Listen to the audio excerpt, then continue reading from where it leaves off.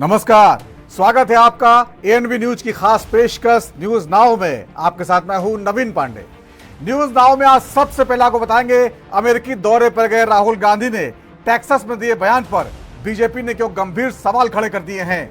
वहीं दूसरे मुद्दे में आपको बताएंगे जम्मू कश्मीर चुनाव में वार पलटवार के बीच पीडीपी प्रमुख महबूबा मुफ्ती ने कांग्रेस एनसी गठबंधन पर कौन सा बड़ा आरोप लगा दिया है। वहीं तीसरे मुद्दे में आपको बताएंगे हरियाणा चुनाव में उम्मीदवारों के ऐलान के बाद कुछ सीटों पर मुकाबला कैसे रोचक बन गया है। वहीं आखिर में बात करेंगे क्रिकेट की, जिसमें आपको बताएंगे बांग्लादेश के खिलाफ 2 मैचों की टेस्ट सीरीज के लिए 16 सदस्यीय टीम इंडिया में किन किन खिलाड़ियों को शामिल किया गया है। तो चलिए बिना किसी देरी के शुरू करते हैं news now.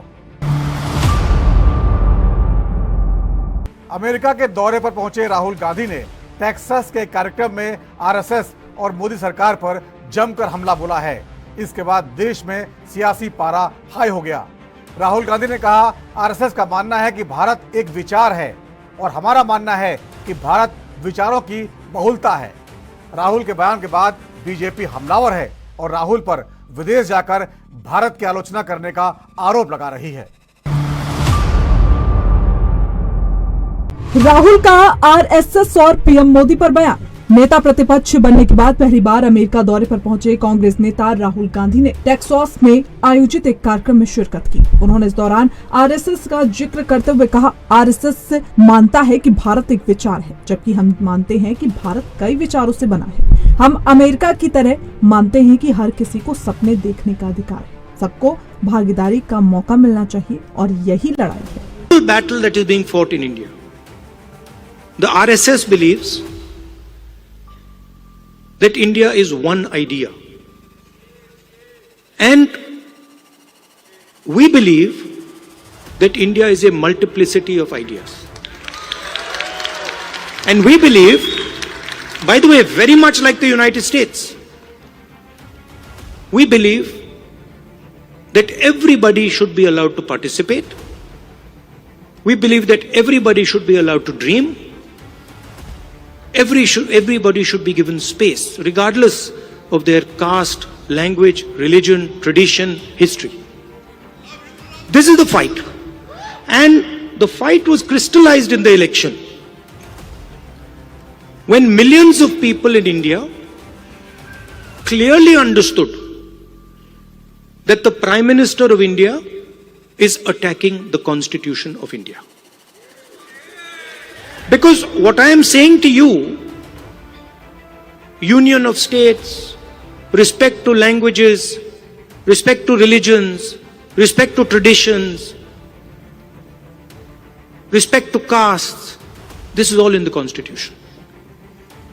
Every single word that I have said to you is in the Constitution. The foundation of modern India is the Constitution. And what people understood in the election clearly, and I saw it happening. When I used to raise the Constitution like this, people understood what I was saying.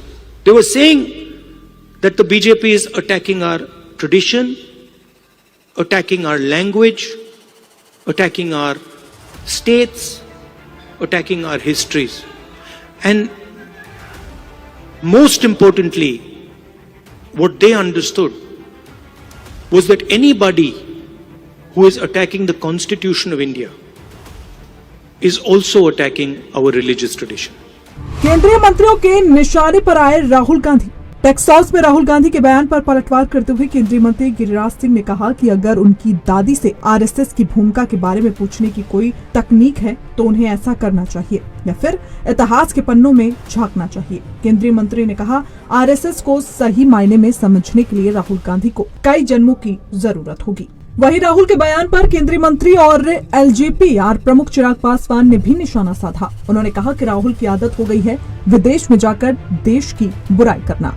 उनको नहीं मालूम है RSS जब इनकी दादी 71 का पाकिस्तान से लड़ाई था, उस समय आरएसएस की भूमिका दादी से जाकर के अब ऊपर जाके पूछने का कोई टेक्नोलॉजी हो तो जाके पूछें या इतिहास के पन्नों में देखें। आरएसएस को जानने के लिए राहुल गांधी को कई जन्म लेना पड़ेगा। देशद्रोही कोई आरएसएस को नहीं जान सकता। जो बाहर में जाकर के देश की निंदा करे वो आरएसएस को नहीं जान सकता। राहुल गांधी लगता है भारत को बदनाम करने के लिए ही विदेश जाते हैं। दादा, वो कह रहे कि इंडिया, आरएसएस ये मानता है कि इंडिया की एक ही सोच है, एक ही विचार है, जबकि हम मल्टीपल सोच पर बिलीव करते हैं। राहुल गांधी को मैं बार बार कह रहा हूं, आरएसएस को समझना इस जन्म में तो वो नहीं समझ पाएंगे, क्योंकि आरएसएस भारत की संस्कार और संस्कृति से पैदा हुई है। अगर उनको अपने देश में ही सारी बुराइयां दिखती हैं और दूसरे देशों में उन्हें लगता है कि सब बहुत अच्छा चल रहा है, और विदेश में जाकर जिस तरीके से भारत की बुराई करने की एक आदत राहुल जी की बन गई है, ये कहीं ना कहीं गलत राजनीति की परंपरा की शुरुआत है। ये आपसी मतभेद जरूर हो सकते हैं और सत्ता पक्ष विपक्ष में हमेशा से रहे, पर विदेशी मंच पर जाकर अपने राजनीतिक मतभेदों को अपने व्यक्तिगत राजनीतिक लाभ के लिए इस तरीके से इस्तेमाल कर अपने ही देश की बुराई करना, ये कहीं से उचित नहीं है। इस तरीके से विदेश में जाकर आपको कोई भी एतराज है, आप भारत में रहिए, आप तो एलओपी भी हैं, आप सरकार के समक्ष अपने सुझाव भी रख सकते हैं, अपनी चिंताएं भी रख सकते हैं, पर इस तरीके से दूसरे देश में जाकर भारत की बुराई करना कहीं से उचित नहीं है। बेरोजगारी पर भी बोले राहुल गांधी। वहीं यूएस के डलास में बोलते हुए राहुल गांधी ने भारत में बेरोजगारी के मुद्दे पर भी बात की। नेता प्रतिपक्ष ने अपनी राय रखते हुए कहा कि भारत, अमेरिका और पश्चिम के अन्य देश बेरोजगारी की समस्या का सामना कर रहे हैं, जबकि चीन ऐसा नहीं कर रहा। इसके पीछे की वजह उसका वैश्विक उत्पादन पर हावी होना है। राहुल ने आगे कहा कि पश्चिम में बेरोजगारी की समस्या है। First of all, let's be clear. Not everywhere on the planet has an employment problem. Okay? The West has an employment problem. India has an employment problem. But there are many countries in the world that don't really have an employment problem. China certainly doesn't have an employment problem. Vietnam doesn't have an employment problem. So there are places on the planet that are not struggling with unemployment. There's a reason. If you look at the United States in the 1940s, 50s and 60s, they were the center of global production. Anything that was made, cars, washing machines, TVs, all made in the United States. Production moved from the United States. It went to Korea, it went to Japan, eventually it went to China. And if you look today, China is dominating global production. You go to India, you look at the phones, you look at the furniture, you look at clothes, you see in the back made in China. It's a fact, right? So what has happened? The West, America, Europe, India has given up on the idea of production and they've handed it to China. कोई देशभक्त ऐसा नहीं कर सकता। नेता प्रतिपक्ष राहुल गांधी के बयान पर केंद्रीय मंत्री शिवराज सिंह ने पलटवार करते हुए कहा कि राहुल गांधी विपक्ष के नेता है और विपक्ष का नेता देश के प्रति जवाबदेह भी होता है। विदेश जाकर देश की छवि खराब करना देशद्रोह जैसा अपराध है। कोई देशभक्त ऐसा नहीं कर सकता। शिवराज ने कहा कि उन्होंने भारत के कामगारों का भी अपमान करने का काम किया है। राहुल गांधी जी नेता प्रतिपक्ष हैं और प्रतिपक्ष का नेता भी देश के लिए जवाबदेह होता है, और देश के बाहर जाकर देश की छवि खराब करना यह देशद्रोह जैसा अपराध है। कोई देशभक्त ऐसा नहीं कर सकता। लेकिन राहुल जी तो लगता लगातार तीसरी बार हारने के बाद कांग्रेस के कुंठित हो गए हैं और अपनी कुंठा देश की छवि खराब करके अमेरिका में निकाल रहे हैं।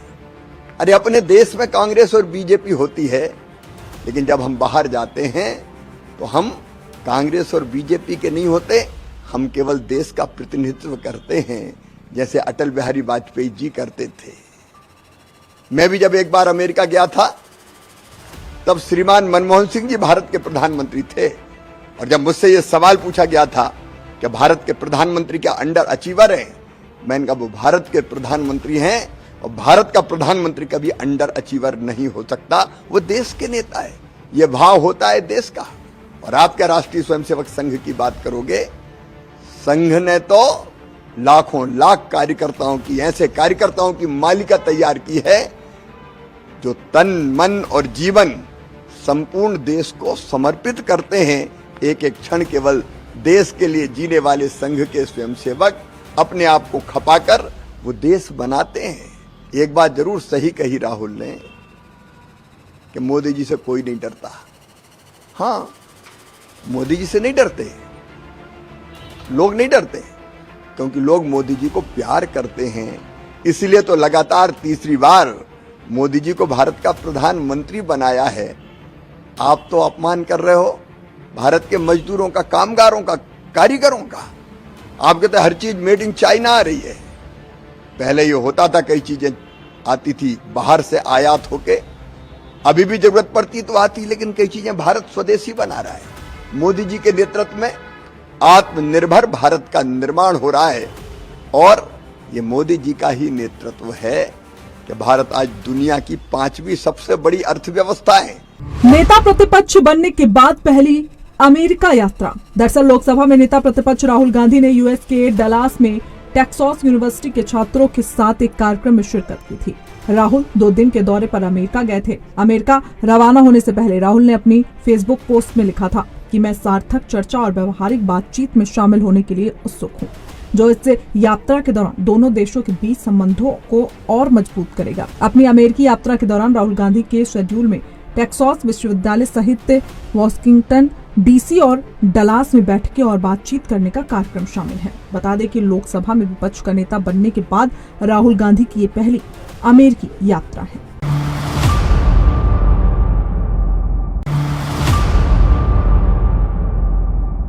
जम्मू कश्मीर में चुनाव प्रचार जोर पकड़ता जा रहा है और अगले हफ्ते यहां पर पहले चरण की वोटिंग होनी है। चुनाव से पहले नेशनल कॉन्फ्रेंस ने कांग्रेस के साथ चुनावी गठबंधन कर लिया है। राज्य के प्रमुख पार्टी पीडीपी के नेता महबूबा मुफ्ती ने गठबंधन पर निशाना साधा है, तो दूसरी तरफ नेशनल कॉन्फ्रेंस ने आर्टिकल 370 को वापस लाने की बात फिर से दोहराई है। वहीं जम्मू कश्मीर में पहली बार अपने दम पर सरकार बनाने की कोशिश कर रही बीजेपी चुनाव प्रचार में पूरा जोर लगाती दिखाई दे रही है। महबूबा मुफ्ती का गठबंधन पर निशाना। घाटी में चुनावी पारा दिन पर दिन तेज होता जा रहा है। अगले हफ्ते यहां पर पहले चरण की वोटिंग होनी है। चुनाव से पहले नेशनल कॉन्फ्रेंस ने कांग्रेस के साथ चुनावी गठबंधन कर लिया है। राज्य की प्रमुख पार्टी पीडीपी की नेता महबूबा मुफ्ती ने गठबंधन पर निशाना साधते हुए कहा कि यह गठबंधन सिद्धांतों पर आधारित नहीं है। ये लोग सरकार बनाने के लिए किसी भी हद तक जा सकते हैं। तो मैंने पहले भी कहा, ये जो एनसी कांग्रेस के अलायंस है ये असूलों की पे मबनी नहीं है। अगर होता तो 87 के इलेक्शन में सरकार बनाने के लिए इतनी बड़ी दानियां करके जम्मू कश्मीर को खून के दरिया में नहीं धकेलते। ये जो खून का दरिया है इसको जम्मू कश्मीर में पिछले 87 से लेके आज तक बह रहा है, वो उसकी वजह तो यही है कि नेशनल कॉन्फ्रेंस की चोरियां, उसको दाखिलियां सरकार बनाने की हाउस में। तो आज भी इनकी जो है सरकार बनाने के लिए ये किसी हद तक भी जा सकते, कोई उसूल परस्ती नहीं है। हर जगह नेशनल कॉन्फ्रेंस ने अपने कैंडिडेट, इंडिपेंडेंट कैंडिडेट कांग्रेस के खिलाफ खड़े कर दिए हैं। जैसे लद्दाख में खड़ा कर दिया था, अब वो नेशनल कॉन्फ्रेंस में वापस चला गया। तो ये तो इनकी आपस में ऐसी है। कांग्रेस एनसी ने तिरंगे का विरोध किया। वहीं दूसरी ओर बीजेपी भी जम्मू कश्मीर में अपने दम पर सरकार बनाने का दावा करती नजर आ रही है। बीजेपी ने अपने केंद्रीय नेतृत्व की पूरी फौज घाटी में उतार दी है। जम्मू में धुआंधार प्रचार कर रहे पूर्व केंद्रीय मंत्री अनुराग ठाकुर ने जम्मू में एक प्रेस कॉन्फ्रेंस को संबोधित करते हुए कहा, जम्मू कश्मीर से रिश्ता इसलिए गहरा है क्योंकि जब पार्टी ने मुझे युवा मोर्चा का राष्ट्रीय अध्यक्ष बनने का मौका दिया तो सबसे पहले मुद्दा हमने जम्मू कश्मीर की स्थिति का उठाया। तो पहला मुद्दा राष्ट्रीय अध्यक्ष युवा मोर्चा के नाते हमने जम्मू कश्मीर में हो रहे पथरावबाजी, अलगाववाद, सैनिकों पर हमले और आम जनमानस की हत्या, इसको उठाया था। और उस समय यूपीए की सरकार ग्रेटर ऑटोनॉमी की बात करती थी। हमने उस समय आंदोलन भी किया और 2011 में जम्मू कश्मीर के श्रीनगर में लाल चौक पर तिरंगा झंडा फहराने के लिए भी आए थे। अपने देश के कई राज्यों से यात्रा गुजरी कलकत्ता से कश्मीर की, कहीं तिरंगा झंडा फहराने पे रोक नहीं लगी। लेकिन ये कांग्रेस नेशनल कॉन्फ्रेंस उस समय भी थी, केंद्र में यूपीए और यहाँ एनसी की सरकार, इनका गठबंधन ये दिखाता है कि इन्होंने उस समय भी तिरंगा झंडा लहराने का विरोध किया, जेल में डाल दिया, यातनाएं हम सबको सहनी पड़ी और आज ये लोग फिर धारा 370 को वापस लाने की बात करते हैं। डॉक्टर भीमराव अंबेडकर जी धारा 370 के खिलाफ थे। वो धारा 370 नहीं चाहते थे, लेकिन ब्लंडर ऑफ नेहरू देखिए, एक के बाद दूसरी गलती जम्मू कश्मीर को लेकर करते चले गए। उसका खामियाजा जम्मू कश्मीर के लोगों को 7 दशकों तक सहना पड़ा। 45,000 लोगों की हत्याएं यहां तक कर दी गई। देश के अन्य राज्य जहां आगे बढ़ रहे थे, यहां बॉम्ब शेलिंग से लेकर आतंकवाद, अलगाववाद, पथरावबाज की घटनाओं से यहां के लोग जान गंवा रहे थे। कश्मीरी पंडितों पर यातनाएं करके उनको पलायन के लिए मजबूर किया गया। हमने तब भी कहा था डॉक्टर श्यामा प्रसाद मुखर्जी जी के समय कि एक देश में 2 संविधान, 2 प्रधान, 2 विधान नहीं हो सकते, 2 निशान नहीं हो सकते।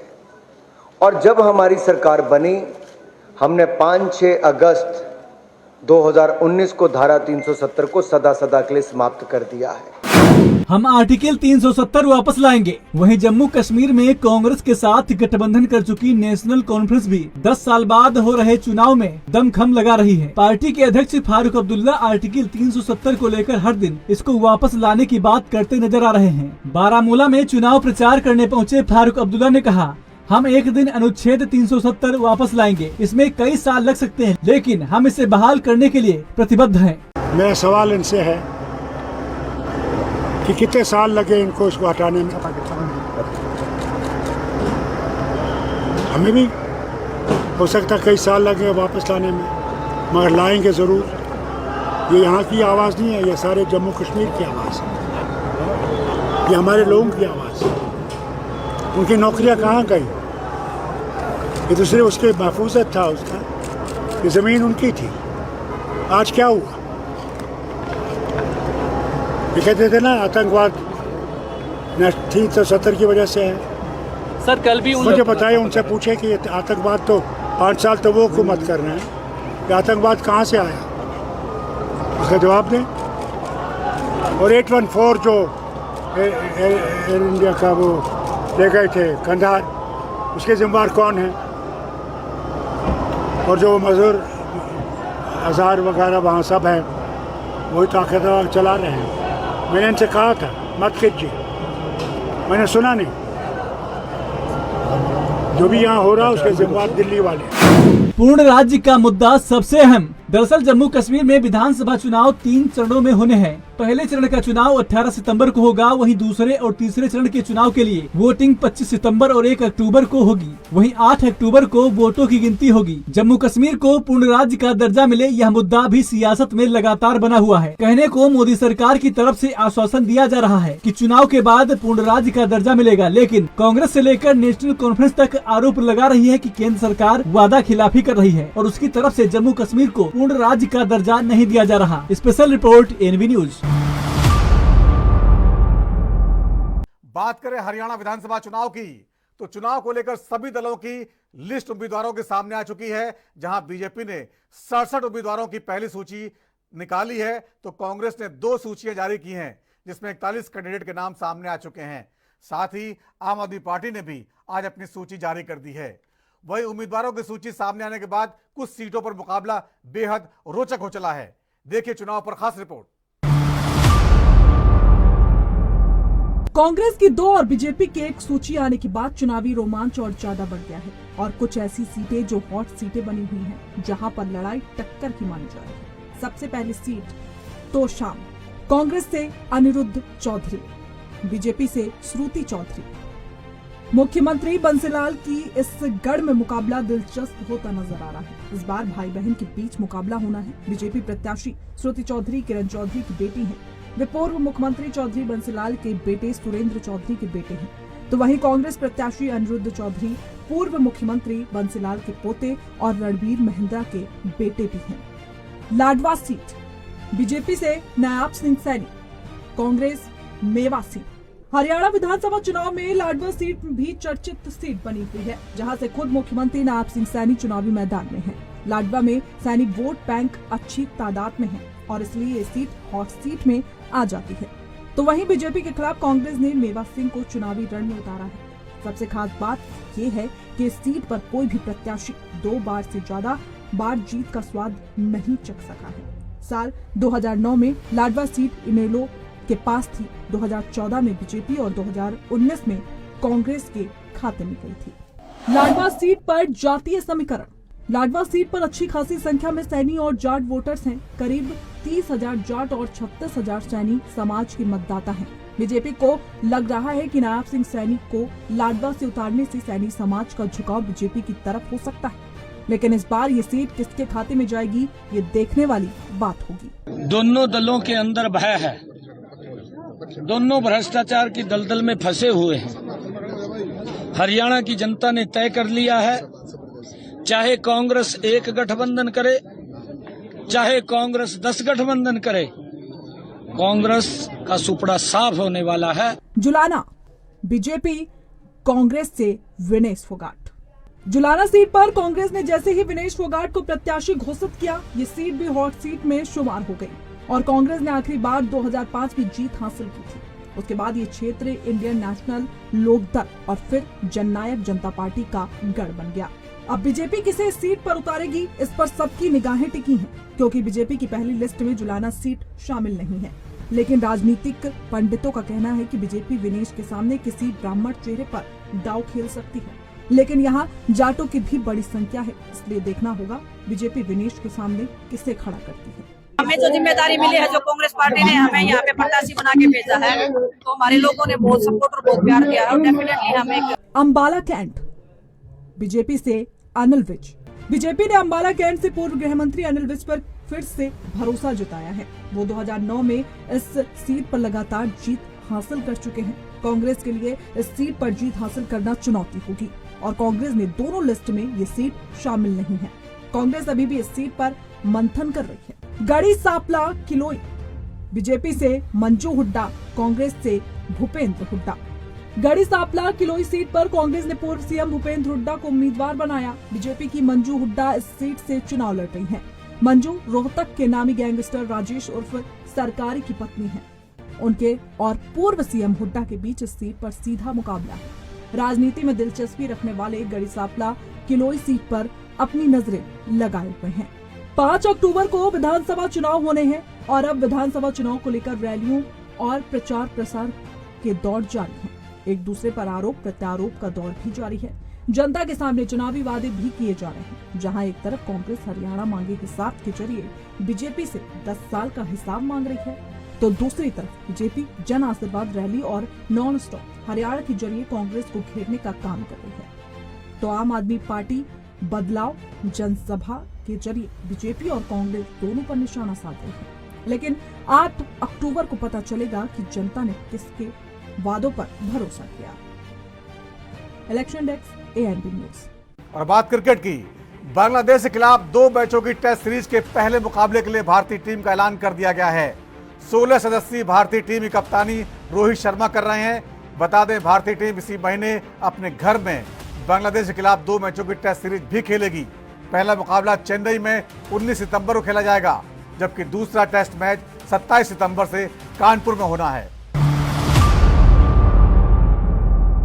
ऋषभ पंत की वापसी, केएल राहुल भी टीम में शामिल। भारतीय टीम सिलेक्शन की सबसे खास बात विकेटकीपर बल्लेबाज ऋषभ पंत की वापसी है। पंत 634 दिनों के बाद टेस्ट मैच के लिए भारतीय टीम में वापसी कर रहे हैं। सड़क हादसे के बाद वह टीम से बाहर रहे थे।